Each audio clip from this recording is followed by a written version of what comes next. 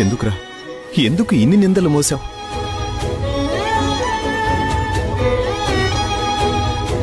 అమ్మా నాన్న కూడా నువ్వు తప్పు చేశావనే అన్నారు. నేను కూడా నిన్ను తప్పు పట్టాను. భూమిని చచ్చిన దానితో సమానం అని అన్నారు. ఇన్ని అవమానాలు భరించి కూడా ఎందుకురా నా కోసం అంత ఆరాటం? ఎందుకురా నా కోసం ఇన్ని అవమానాలు భరించారు? అనయ్య, ఇంట్లో వాళ్ళందరికీ నీ మాట అంటే వేదం. నువ్వు చెప్పిన మాట జవదాడకూడదు అనుకుంటాం. అనుకోవటం కాదన్నయ్య, ఈ రోజు వరకు నీ మాట కాదంది లేదు.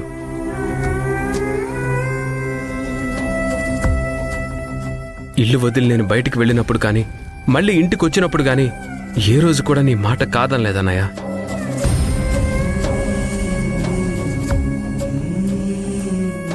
నీ మాట కాదని ఏ పని చేయలేదు. ఊర్లో నీకంటూ మంచి పేరుందన్నయ్య.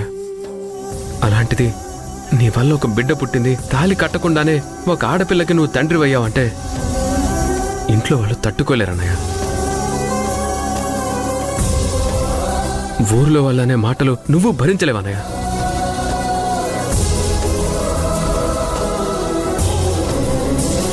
అందుకనే ఆ నిందని నా మీద వేసుకున్నాను. నా విలువేంటన్నయ్య ఈ ఇంటి వరకే, కానీ నువ్వు ఈ ఊర్లో పెద్ద మనిషి అన్నయ్య. అందరి మధ్యన తిరగాల్సిన వాడివి. నిన్ను అనరాని మాటలు అంటుంటే మేం తట్టుకోగలమా? నువ్వు బాధపడుతూ ఉంటే మేం భరించగలమా? అందుకే అన్నయ్య ఈ విషయాన్ని నీకెప్పుడు చెప్పలేదు. నలుగురు నాలుగు మాటలన్నా ఆ మాటలు మేం తీసుకున్నామే గాని, మేం తల ఉంచుకున్నామే గాని నిన్నెప్పుడు తల ఉంచుకునే స్థాయికి తీసుకురాలేదు. రై, ఎప్పుడూ పెద్దవాడైనా అన్న తమ్ముడు గురించి ఆలోచించాలరా.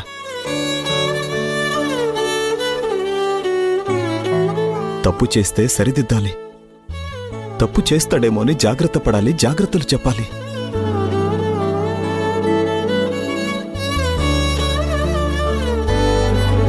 ఇవన్నీ చేయాల్సింది నేనురా. కానీ నేను చేయాల్సిన పనులు నువ్వు చేస్తున్నావు. చిన్నవాడివైనా నా గురించి చాలా గొప్పగా ఆలోచిస్తున్నావు. నా పరువు కాపాడాలని చూసావురా. నీకు ఎలా కృతజ్ఞతలు చెప్పాలో, నీ రుణం ఎలా తీర్చుకోవాలో నాకు అర్థం కావట్లేదురా. నువ్వెప్పటికీ ప్రేమగా మాతో ఉంటే అదే చాలు. అంతకు మించి నేను కోరుకునేదేమీ లేదు.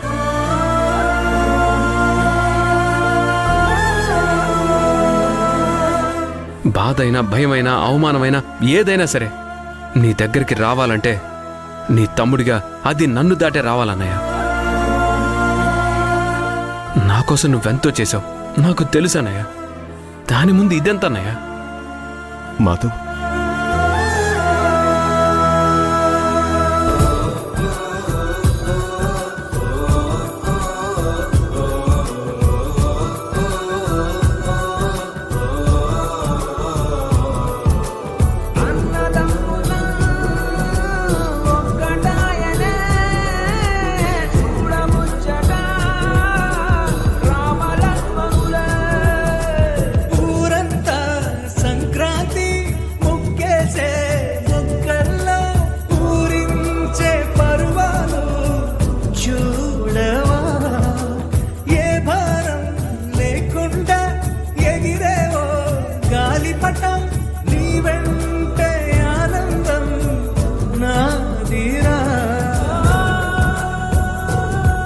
ఏమ్మా,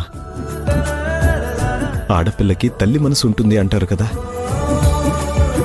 తన బిడ్డ కోసం ఏమైనా చేస్తుంది అంటారు. కానీ నాకు పుట్టిన పాపని తల్లి కంటే ఎక్కువగా దగ్గరికి తీసుకున్నావు.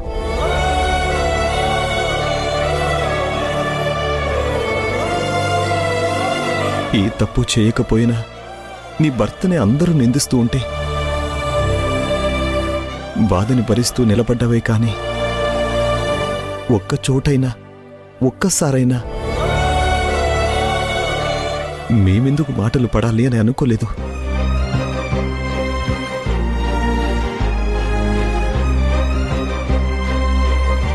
నా తమ్ముడు కాబట్టి నా గురించి ఆలోచించడంలో అర్థం ఉందమ్మా. కానీ నువ్వు ఈ ఇంటి కోడలివి. గొప్పింట్లో బతికొచ్చిన దానివి. ఈ అవమానాలన్నీ భరించావు. చివరికి పరాయి కూతుర్ని నీ కూతుర్ని చేసుకుని ఆ పాపకి ఏ లోటు రాకుండా చూసుకున్నావు.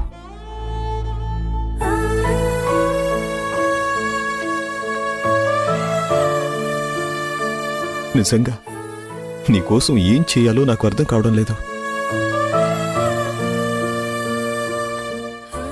నా కోసం ఆలోచించి నాకు ఇంత మేలు చేసిన మిమ్మల్ని అనరాని మాటలన్నాను.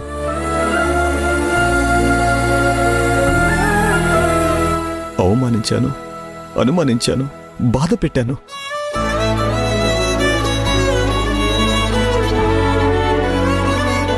ఇంత తెలిసిన తర్వాత కూడా నాకు తెలియకుండా అన్నీ దాచిపెట్టారే అన్నాను. కానీ ఈ నిజం దాచిపెట్టడానికి మీరు ఎంత బాధపడ్డారు, ఎన్ని అవమానాలు పడ్డారో తెలుసుకోలేకపోయాను.